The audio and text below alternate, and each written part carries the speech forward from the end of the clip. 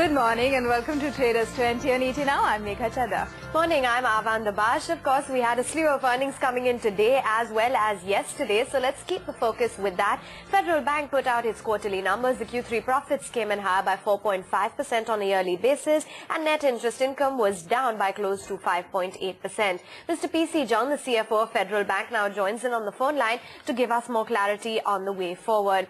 Thanks very much, Mr. John, for joining in. Now, to start off with, there has been a higher slippage this time around in your retail book and in your corporate book has re-emerged. What's the reason for the same and what's your outlook on slippages? Actually, slippages were slightly higher, but it was mainly because of one large account which slipped into NPA, which we are hopeful of getting it settled during this quarter or next quarter. Otherwise, the slippages are fully under control and we don't expect any major concerns going forward. Mr. John, another point of concern really is the provision cover, which has declined on a sequential basis. What is the reason behind this? And how much recoveries are you expecting from the corporate accounts that have slipped and the overall recoveries during fourth quarter as well as FY14? I told about slippage of one large account. Other than that account, our provision coverage still remains at 80%. For this large account, even in the worst case scenario, the maximum loss that we have to take is 40%, and to that extent we have provided. We have provided 40% on this large account, and on all the other accounts, still the provision coverage remains at 80%. When this account gets wiped off from our books during this quarter or next quarter, still then our provision coverage will continue to be 80%. Mr. John, if we focus this time around on your asset quality, it has been a bit of a concern. Your net NPA is at 0.92% versus 0.6% on a quarterly basis.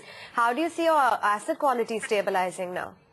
It is, I have already explained on one large account, the provision made this time was only 40% as against the general 80% for a specific reason. Specific reason is that the maximum loss we have to suffer on that account is limited to 40%. That is why lower provision was made on this particular account. The higher net NPA is a consequence of this slightly lower provision made during this quarter on this particular account. Mr. John, then if you can talk about the margin picture as well, because we've seen margins that have been under pressure this quarter. What do you think has led to that, and what's your outlook as far as the net interest margins are concerned over the forthcoming quarter as well as the full year FY14? Full year FY14 margin should be 3.5 to 3.6 range. And this quarter the margin fall was mainly on account of one-off derecognition, one-off interest reversal. Otherwise the margin will more or less be stabilized around the 3.5 to 3.6 is on a stable basis we can expect. What should we expect from the bank in terms of the credit growth in FY13 and 14? And do you expect that the credit, the kind of credit growth in your gold loan book? Credit growth during the current year, that is FY13, will be 15-16%. But next year we expect definitely much better credit growth because the economy is also expected to perform better. Then over 80% growth in credit can happen next FY14. Right, and Mr. John, before we let you go, just a quick word on the other side of the picture then. What are the targets that you're expecting on the deposit growth front over this year as well as the next year? And in terms of the CASA as well as the NRI deposits, what should we be looking out for? No, deposit growth is mainly linked to credit growth. Unless there is a requirement for credit deployment, there is no meaning in just collecting more and more deposits. So whatever matching deposits will be there. If there is a 20% growth in credit we are expecting, that means slightly more than 20% growth in deposits will also be there. Mr. John, thanks very much for giving us clarity on your Q3 numbers as well as walking us through the road forward. So the management clarifying this time around that slippages were higher on account of one large account which slipped and the overall provision coverage ratio stands at 80%. Margins expected to stabilize at 3.5 to 3.6%. Moving away from Federal Bank, then let's take it straight to Traders 20 by introducing then our experts on board who will be joining us then over the next half hour to walk us through their perspective on the equity markets and their trading ideas. So we've got with us Ashwini Gujral, Mitesh Thakkar, Sandeep Wagle, Prakash Gaba, Rajat Bose, as well as Deepak Mohani.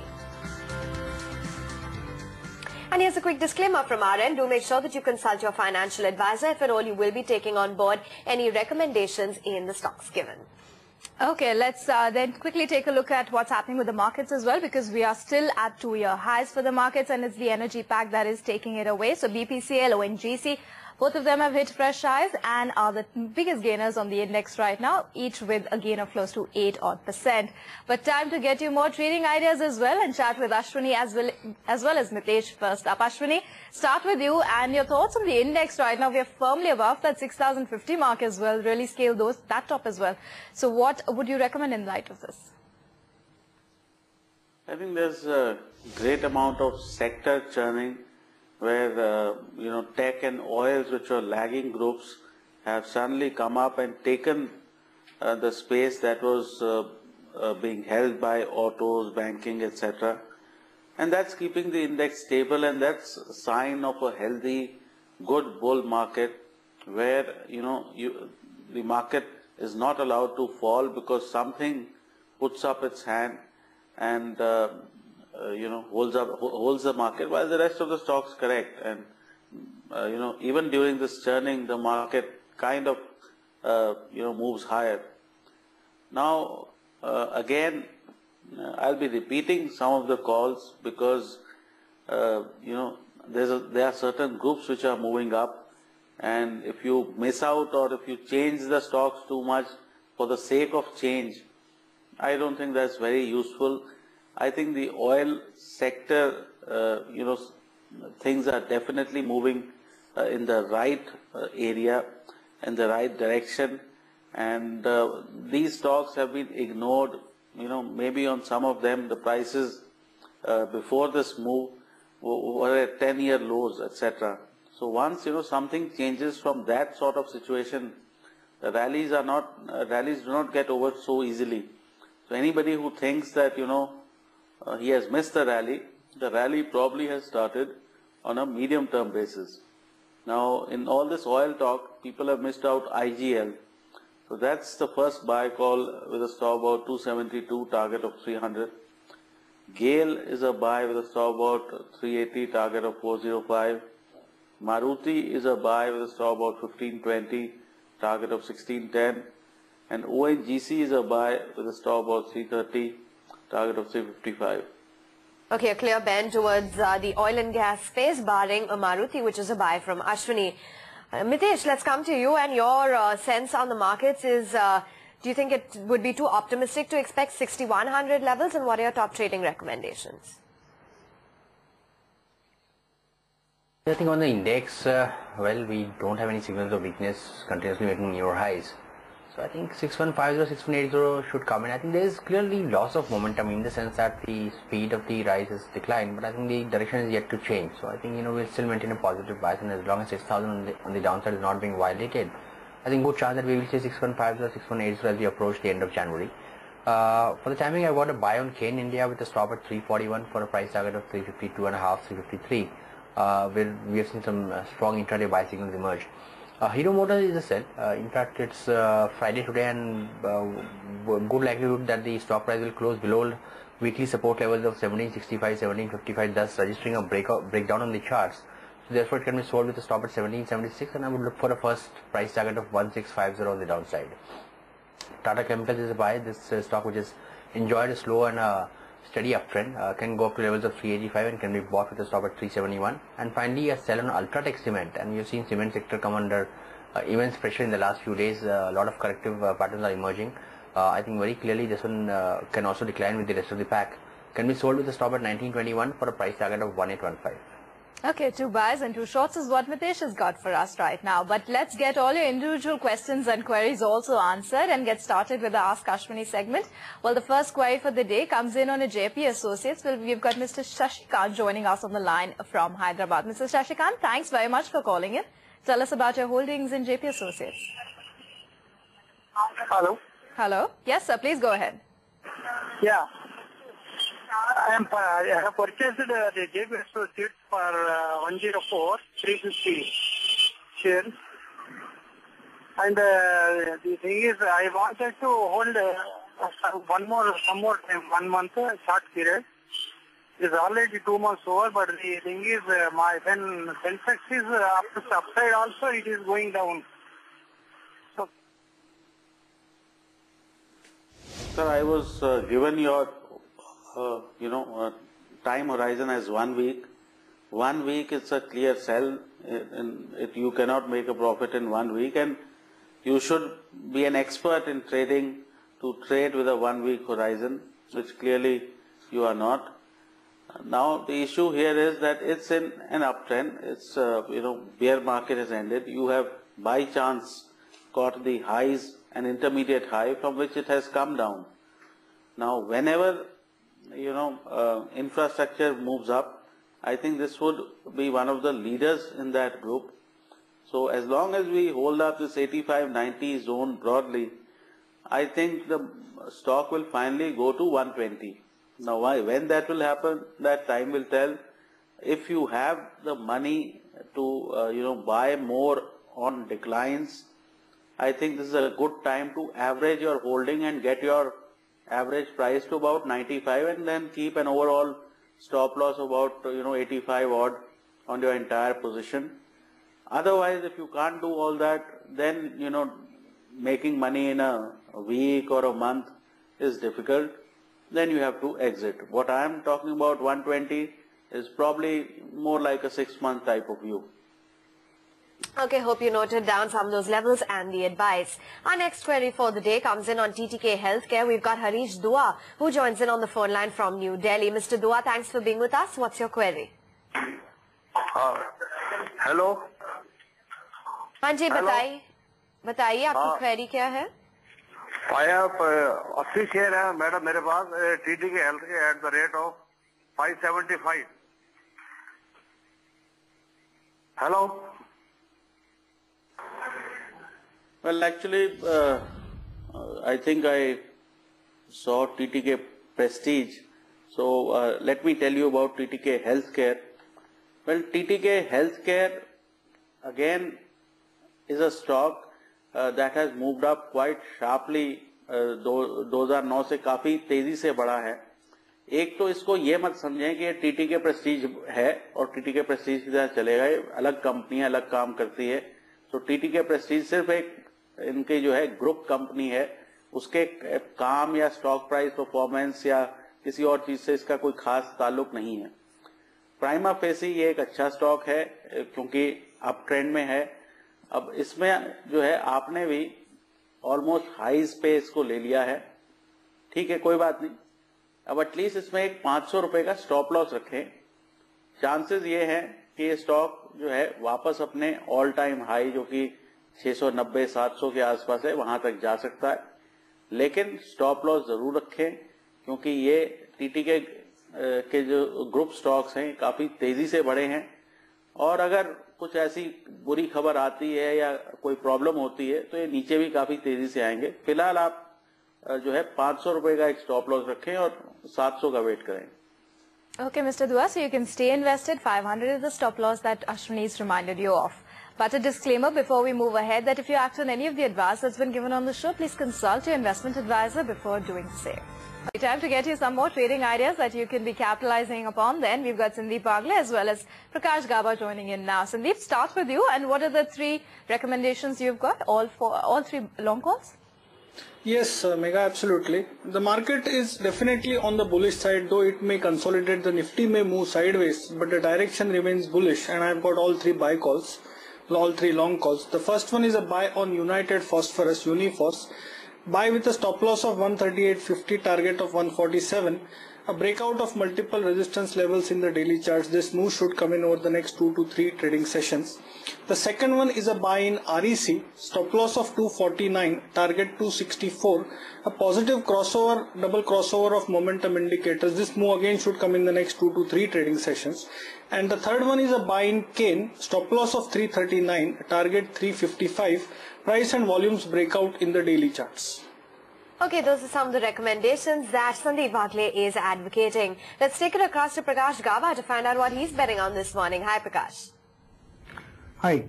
I think I'll go for 2 longs and 1 short. Starting with Karnataka Bank looks good to me, a good base formation, and also a breakout on the short-term time frame. I think it should climb to levels closer to 185. I would just have a stop below 175 and trade long on Karnataka Bank. Second stock that I like is L&T. Looks like a good base formation here. Looks like it should climb to levels closer to around 1590 or so. Only thing is have a stop below 1530 and trade the long side. The momentum on the downside is reducing, and it's a good base formation here in Larsen and Toubro. And third is a shorting candidate is Ranbaxy. That looks weak to me. Actually, it's a broke down structure. Should slide to levels closer to 480 or 82 zones or even 81 zones. On the upside, we could have a stop of 492 and trade the short side. It's a broken down structure in Ranbaxy. Okay, 3 long ideas coming in from Prakash as well right now. Getting you some trading strategies then from Rajat Bose as well as Deepak Mahoney, who now join in on the show. Rajat, what features on your list today? See, I have 1 sell call and 2 buy calls. I am actually giving a sell call on Sesa Goa. Sesa Goa looks to me pretty weak, so sell it on a minor rally with a stop above 192 and the targets 185 and 184. Then the buy calls, 1 realty call and 1 auto sector stock.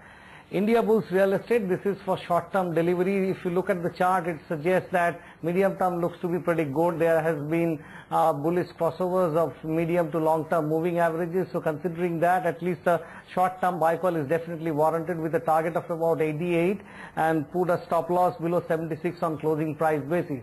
And the third call is on M&M. Here I would suggest a relatively lighter position because the stock seems to be weak, but today I expect some kind of a recovery to happen, and it is Mahindra and Mahindra. Put a stop below 865 and keep a target of 885 to about 888 on the upside. Okay, 2 longs and 1 short is what Rajat has got. And Deepak, you've also got a short recommendation coming up on a metals name. Indeed, but first the buy is Bank of Baroda with a stop loss of 872.5, target of 919, short-term trade. The stock is resuming a move after a short correction, good time to get in, and it's already at a 1-week high. HDIL is the second buy with a stop loss of 120, short-term target of 127. This too is beginning a move after a brief correction, and the stock is at an 11-month high. The one short sale, metal, as you pointed out, was General Steel with a stop loss of 433 and a target of 418. This is a day trade and it's at a 5-week low today. Stock has been weak for a while. Okay, 2 buys in the form of BOB, HDIL, a short selling candidate in the form of JSW, Jindal Steel. Well, let's move away from equities, focus on commodities. We've got Manisha Gupta, commodities editor, with the latest. Well, thank you so much for that, Awan. We have seen a good day coming in for commodities and currencies, starting with the currency, and you have seen a 1-month highs coming in for the Indian rupee there, and that's pretty much the case with other asset classes as well. Look at gold prices, that one is trading at a 4-week highs with the decline in dollar index and the rise in crude prices. This place is also getting some support. Same is the case really with the base metal space. You have seen the copper prices gain up quite strongly. If you look at Japan and China miners, they have agreed for a 10% rise in TCRC for 2013, and that has augured well for that space. Same is the case with energy as well. You have the NYMEX crude prices trading at around 4-month highs right now. The Chinese GDP numbers positive also is something that has supported all of this space. How do you trade all of those commodities then? For that, let's get in then Hitesh Jain from IIFL, and he joins us live on the show. Hitesh, hi, how would you want to look at the copper prices now with strength coming in? Is it a still good time to start buying?